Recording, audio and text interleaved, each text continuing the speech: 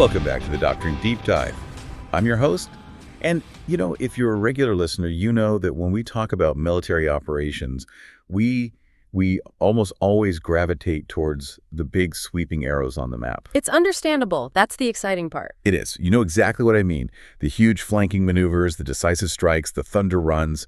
It's the kind of stuff that makes for great movies, great documentaries. It's the stuff that gets all the glory. I mean, it's the tip of the spear, and naturally that's where everyone's eyes go. It's dynamic, it's violent, and it's supposed to be decisive. Absolutely. But today, we're doing something very different. We are going to look under the hood. We're getting into the gritty, complex, and, dare I say, incredibly stressful mechanics that actually allow an Army division to move, to fight, and to survive without just falling apart. Yes. We aren't talking about the attack itself. We were talking about the how.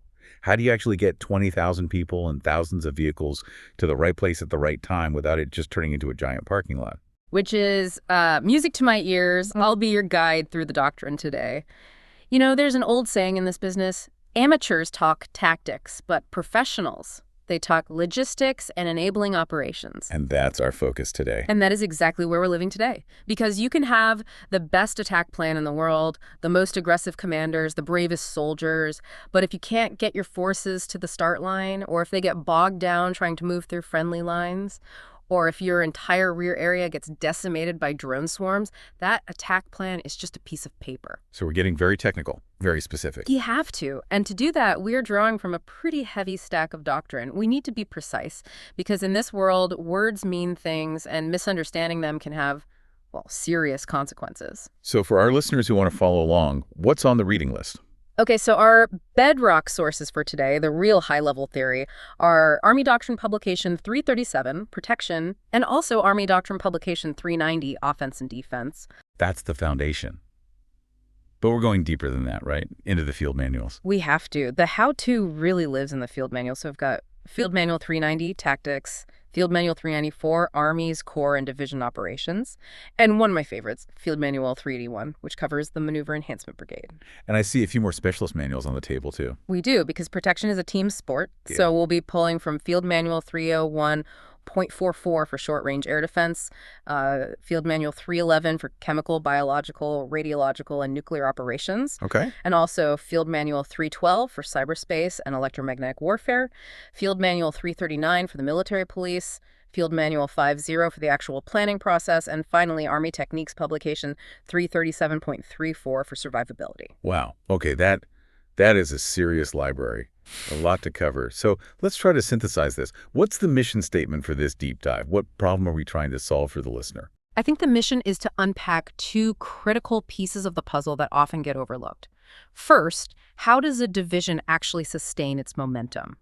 That's where enabling operations come in, things like swapping out exhausted units or breaking out of a trap. And second, how does that division keep its assets safe while it's trying to do all of that? And that's the protection piece. That is the protection warfighting function, the shield that lets the sword do its work. All right, let's start with that first bucket then, enabling operations. To a layperson, enabling sounds like helping, maybe just lending a hand.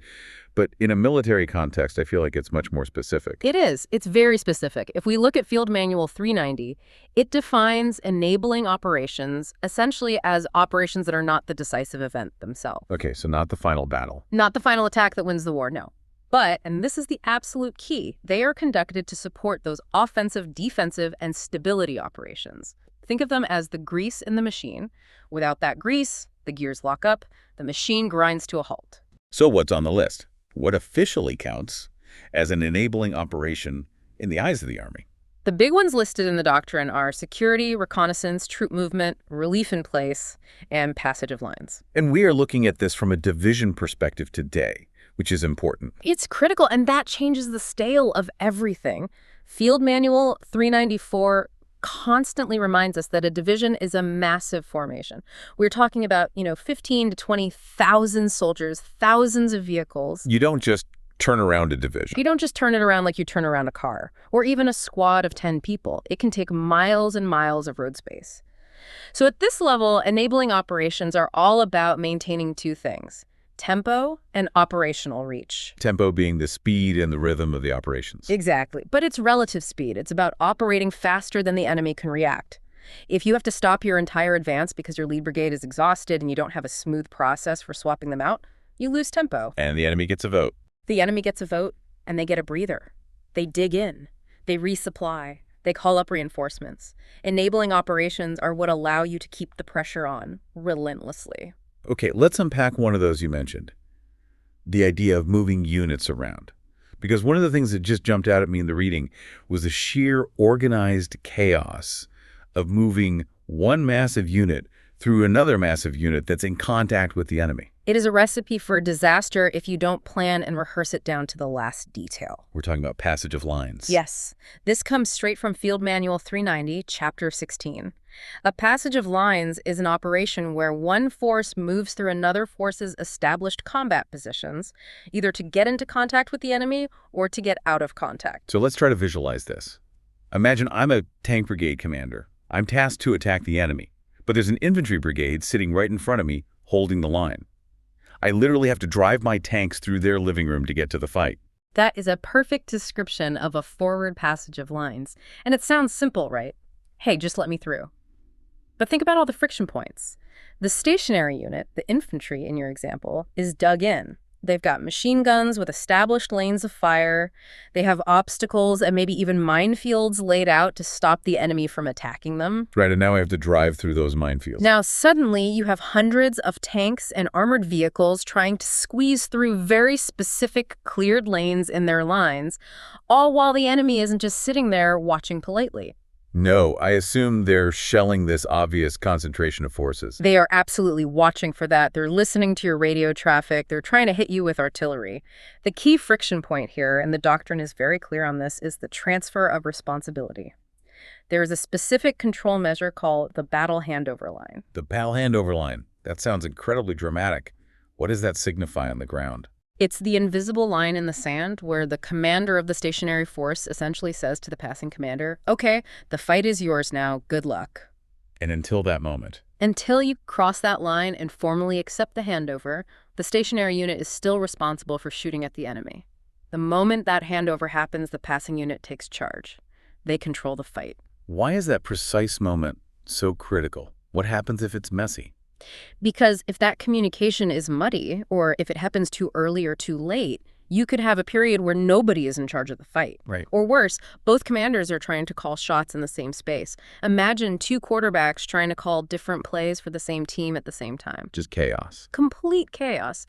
You need to know, down to the second, who controls the indirect fires, the artillery, and who is responsible for shooting at that enemy tank that just popped up. That sounds incredibly tense.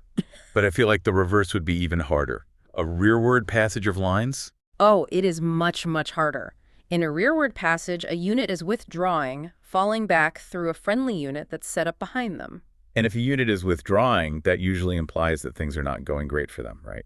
Generally, yes. That's a safe assumption. The withdrawing unit might be under heavy enemy pressure. They could be exhausted, low on fuel, low on ammo.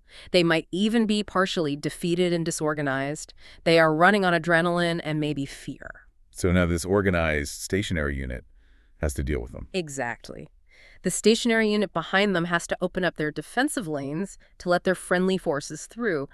But, and this is the terrifying part, they have to be ready to close those lanes instantly because the enemy might be right on their heels. That's the nightmare, right? Letting the enemy follow your guys right through the gap. It is. Field Manual 390 highlights the difficulty of distinguishing friend from foe in that scenario. You have disorganized vehicles coming at you out of smoke and dust at high speed.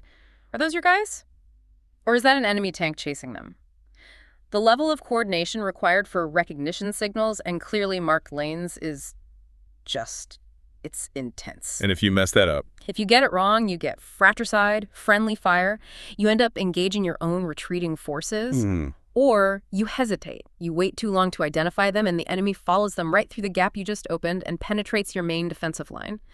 It is one of the highest risk maneuvers in ground combat. It really emphasizes that these enabling operations are not administrative movements. Not at all.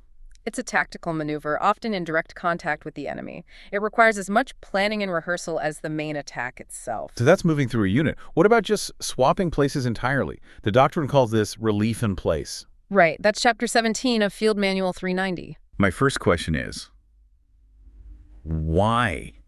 Why would a commander choose to do this? It seems like stopping the fight just to change players is adding a huge amount of risk. It is inherently risky, no doubt about it, but you do it because the alternative is worse.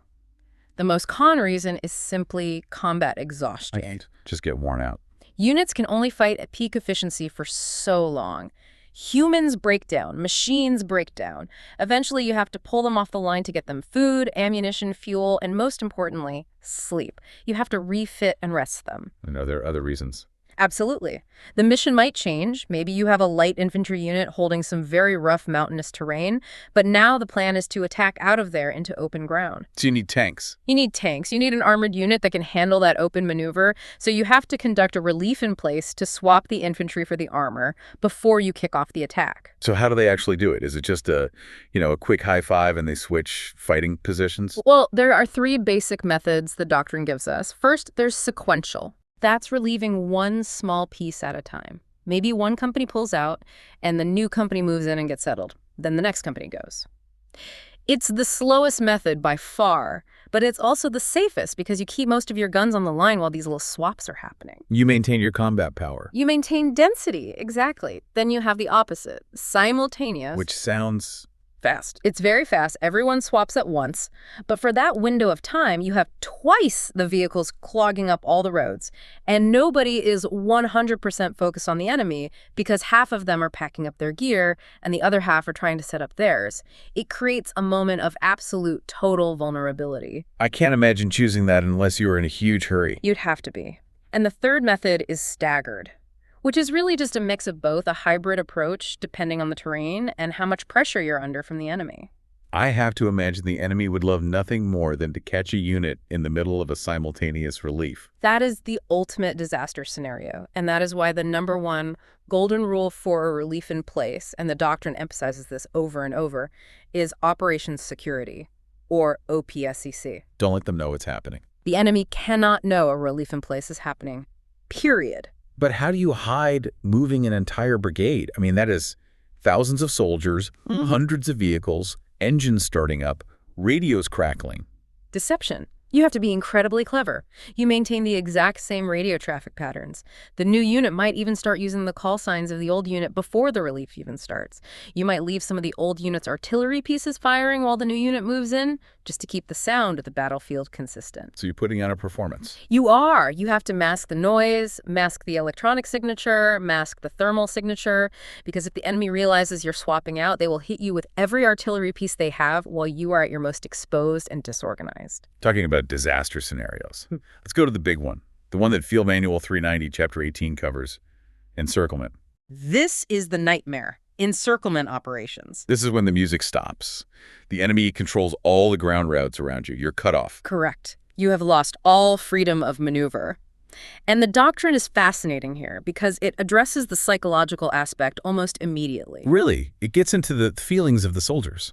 It talks about morale and cohesion. It explicitly notes that the morale danger is almost as significant as the physical danger. Soldiers know when they're cut off. Rumors spread like wildfire. They abandoned us. We're surrounded. Panic can set in. So what's the commander's first job? The commander's first job isn't just tactical, it's leadership. It's to maintain cohesion. You have to organize a 360-degree perimeter defense immediately so you aren't overrun while you figure out a plan. You have to project confidence even when the situation looks hopeless. So what are the plans? If I'm the division commander and one of my brigades is encircled, what are my options? What does the book say? You essentially have three choices, and none of them are good. First, you have a breakout. An attack. It's an offensive operation launched by the encircled force.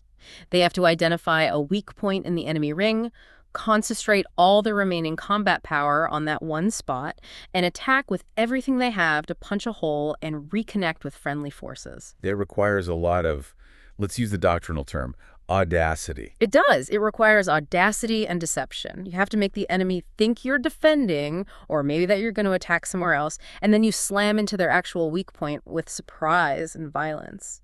If you just sit and wait, the enemy ring tightens and you slowly run out of food, water, and ammunition. Okay, what's option 2? Exfiltration. This is about sneaking out. Avoiding contact. But Field Manual 390 is pretty clear on this, especially for division operations. This is rarely a viable option for a full division or even a brigade, especially if they have heavy equipment. Why not? Well, you just can't sneak a battalion of M1 Abrams tanks out through the woods quietly. It's not possible. Exfiltration is mostly for smaller, lighter units. Usually for special forces, patrols, or light infantry units. Or in the worst case, if you are forced to destroy and leave your heavy equipment behind, it becomes an operation about saving the people, not the equipment. And the third option? Relief. This is where an outside friendly force attacks in to break the enemy ring and get you out. Very often, a breakout and a relief happen at the same time. The encircled force attacks out while their buddies attack in to meet them in the middle. This all sounds incredibly difficult, and what strikes me is that all of these maneuvers we've talked about, passage of lines, relief in place, breakouts, they all require you to survive while the enemy is actively trying to disrupt and destroy you. Which brings us perfectly to the second half of our deep dive, the other side of the coin, protection. Right, from Army Doctrine Publication 337. Let's define this clearly because I think a lot of people get it wrong. When you hear the word protection in a military context, what's the first thing you visualize?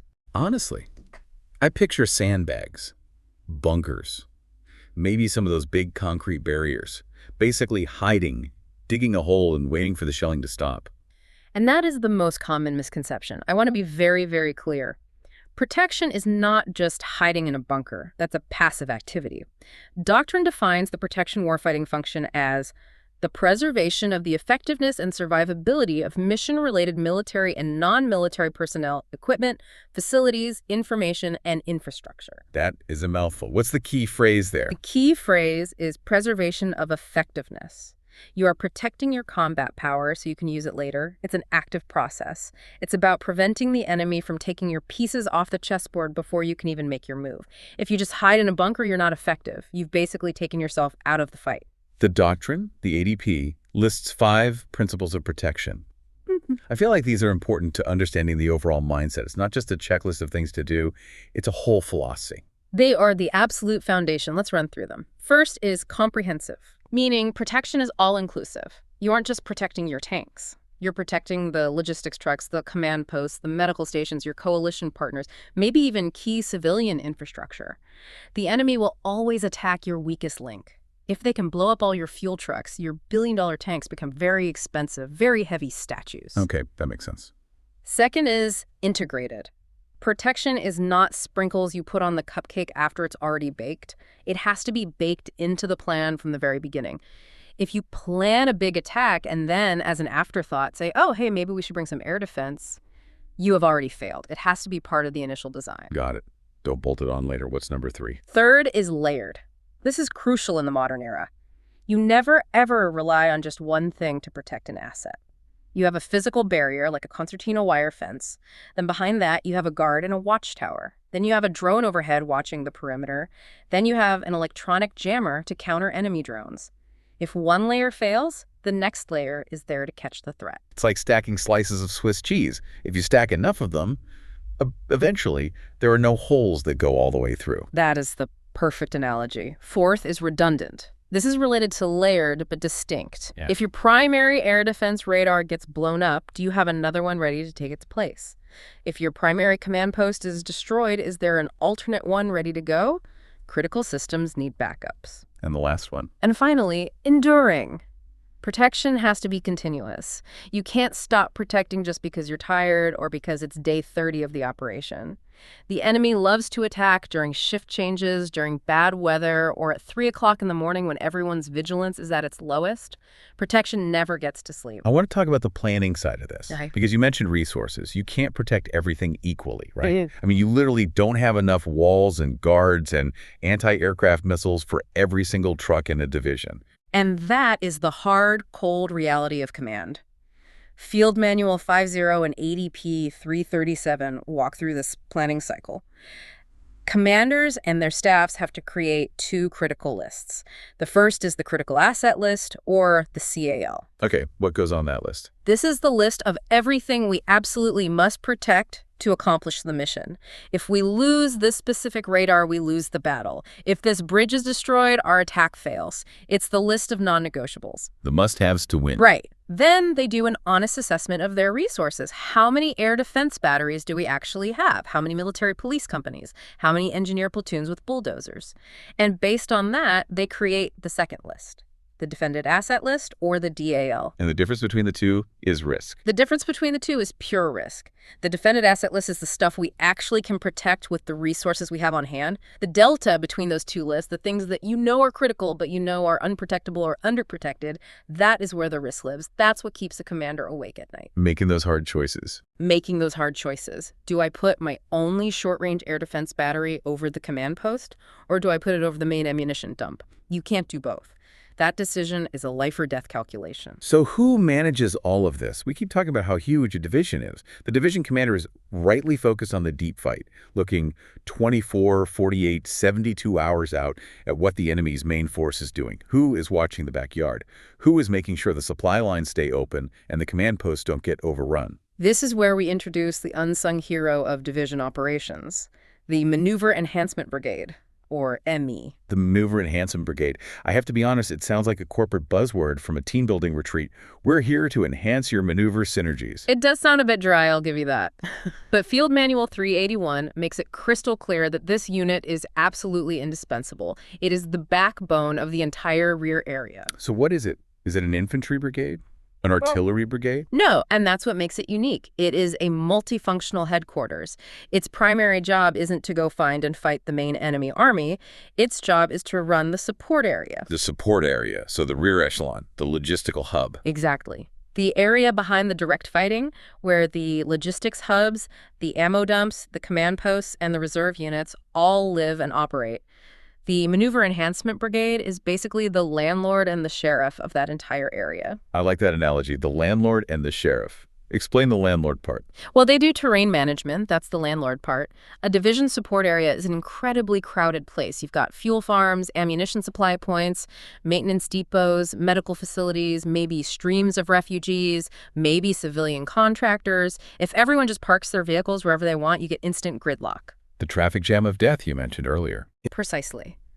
The Maneuver Enhancement Brigade tells units where to set up, ensures they are properly dispersed, and manages the road networks, the main supply roads, keep them from getting clogged. That's movement control.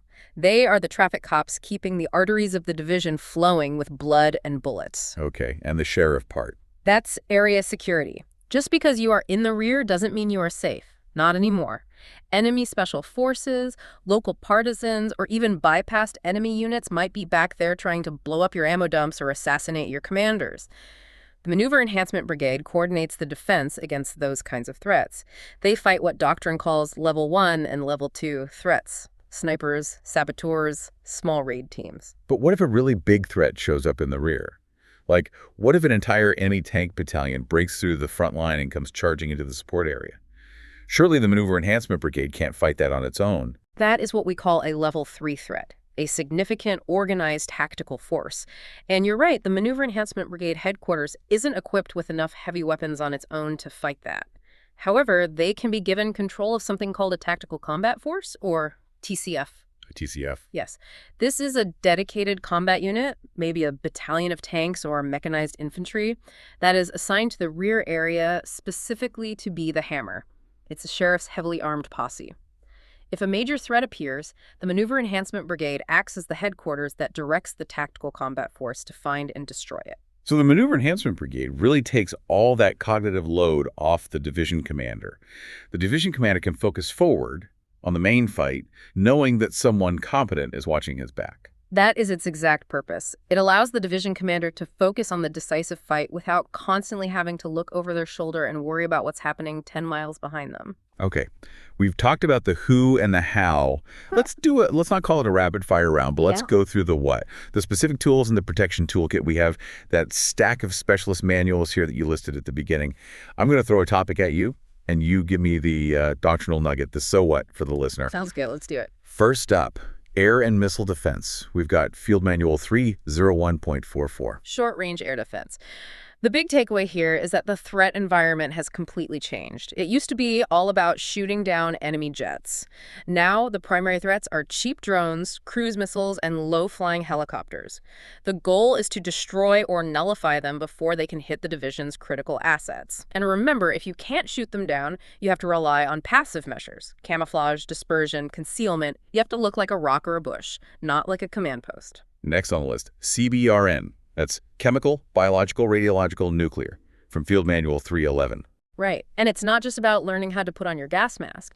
The big focus in modern doctrine is on contamination mitigation.